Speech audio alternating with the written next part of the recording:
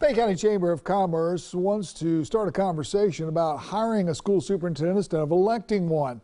Well, there's also a lot of confusion, though, about why this is an issue and how it would work. As News 13's Alexia Chiropoulos tells us, it started with a new study by the Air Force.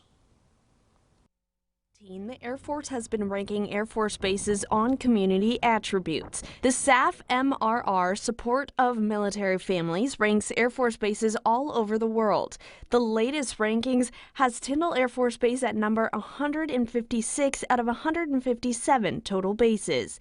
One of the biggest factors is the public education system.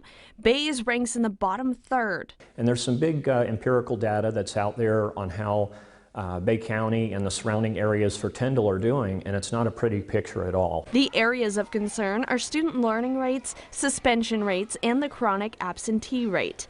Tyndall released this statement, which says, in part, airmen reported this data to understand the opportunities for families to allow for sustained careers in service or to separate from the military. Moore and his team are researching how to improve those numbers, and hiring a superintendent has become one of the talking points. It's interesting that this has come up again. It has come up before, elected versus appointed, and the citizens, I don't think, want to give up their right to elect a superintendent. If they did, it would be up to school board members to interview applicants and then hire a superintendent. In my hands here is that past vote in 1992, where over 27,000 residents voted no for an appointed superintendent. Charter, government, superintendent, we're all on there.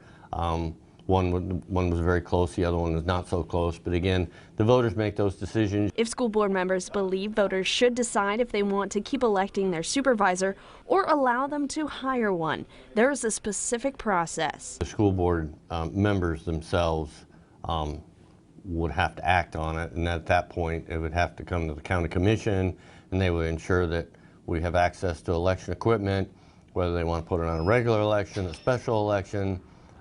Again, all that takes time. We look at what's going on around us and do some education, do some research on it. I think people will be astounded to find out that an appointed superintendent doesn't stay very long. The Bay County Chamber is not taking a stance on the issue. Chamber leaders say they just want to start the discussion.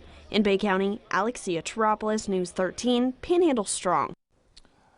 If they choose to go with an established election, the first opportunity would be the 2020 primary in August.